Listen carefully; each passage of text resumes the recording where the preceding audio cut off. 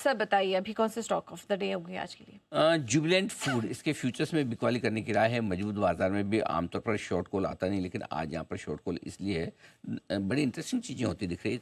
कल अगर आपको ध्यान दो, टर्की का मार्केट 6-7% घटा था। परसों इंडोनेशिया 7-8% घटा था। रोज़ एक एक मार्केट का नंबर लग रहा है। कल टर्की का मार्केट काफ़ी तेज़ी से घटा और उनकी करेंसी 5% घट गई।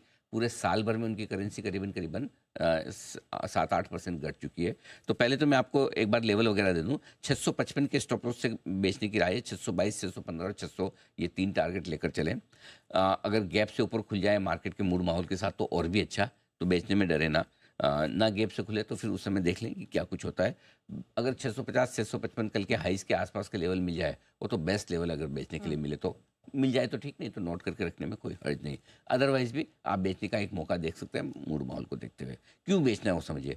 कल टर्की की करेंसी लीरा ये 5% घटा है। अच्छा, पिछले साल अभी 2024 में ही टर्की में एक कंपनी एक्वायर की थी जुबिलेंट फूड ने। उस कंपनी का टर्की, जॉर्जिया वगैरह 2-3 देशों में काफ़ी कुछ कारोबार है, जो वहाँ से 30% से ज़्यादा रेवेन्यू भी ओवरऑल पूरा इनका जो है उस कंपनी से आता है। अब उस कंपनी को खरीदने के लिए जाहिर सी बात है इन्होंने लोन लिया है। अब उस लोन को रिपेमेंट भी करना है, ठीक है। तो अब हो क्या रहा है कि टर्की की करेंसी जो डिप्रिशिएट हो रही है उसका नेगेटिव असर इन पर पड़ेगा, क्योंकि जिस तरह की कमाई की आप उम्मीद कर रहे हैं वो आप ऑलरेडी 7-8-10% आपकी घट जाती है एक तरह से। तो वो एक जो दिक्कत है वो दिख रही है, और शायद यही वजह है कि आज सीएलएसई की तरफ से रिपोर्ट भी आई है और बड़ा नीचे का टारगेट 450 रुपये का सीएलएसई ने दिया है। तो हो सकता है एक एक्शन टर्की के ये सारी चिंताओं की वजह से आज जुबिलेंट फूड में देखने को मिले। ये ध्यान रखें, बस खाली यही ध्यान रखें बाजार का मूड माहौल काफ़ी अच्छा है, तो इसलिए बहुत ज़्यादा गैप से खुले तो फिर नीचे के लेवल पे शॉर्ट करने में रिस्क है। तो अपनी रिस्क को ध्यान में रखते हुए ट्रेड लें, कहाँ खुलता है वो देख के उसके बाद डिसाइड करें।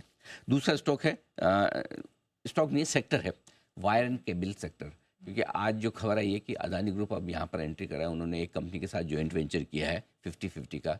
अब बिरला के बाद दूसरा बड़ा ग्रुप है अदानी जो वायर एंड केबल सेक्टर में एंट्री ले रहा है। ये हाल पहले पेंट सेक्टर का हुआ था जिसमें तो खाली बिरला जी घुसे थे, लेकिन अब यहाँ पर दूसरा बड़ा प्लेयर आ रहा है। अब ये देखना इंटरेस्टिंग है कि क्या वाकई में इनकी एक छोटी सी जॉइंट वेंचर है या इस कारोबार में बड़े लेवल पर घुसते हैं, क्योंकि अदानी का घुसना ज़्यादा नेगेटिव है बिरला के बजाय भी। क्योंकि बिरला के पास तो क्या है कि वायर केबल से रिलेटेड जो सीमेंट, फिर आपके पेंट्स, बिल्डिंग मटेरियल, इससे जुड़ी हुई एक पूरी उनके पास वो मार्केट है। इनके पास तो कुछ भी नहीं है, तो ये तो और एग्रेसिवली प्राइस वॉर करेंगे, पैसा खर्च करेंगे। तो अब देखना है कि ये वाकई में बड़े लेवल पे है या एक छोटा सा एंट्री है। अगर बड़े लेवल पे है तो फिर सेक्टर के लिए थोड़ा आगे चलते हुए समय मुश्किल भरा रहेगा। लेकिन मैं चूंकि अभी तक क्लैरिटी नहीं है इसको, इसलिए मैं इस पर कोई खरीदारी बिकवाली की राय नहीं दे रहा। हो सकता है पॉलीकैब, केआई वगैरह ये इस तरह के स्टॉक लेवल्स आज आपको थोड़े ढीले होते हुए दिखे तो दिखे, लेकिन हम इंतजार करेंगे, देखेंगे जब तक कि ये क्लैरिटी ना आए। ये एक छोटा सा जॉइंट वेंचर करके रुक जाते हैं या बड़ा पैसा लगा कर ये भी बोलते हैं कि नहीं नहीं हमको टॉप 3 में बनना है। जैसे अल्ट्राटेक ने अनाउंस किया। क्योंकि अगर अदानी घुसेगा, बड़ा करना है तो उसको टॉप 3 में आना ही है, तो फिर इंडस्ट्री के लिए खराब है।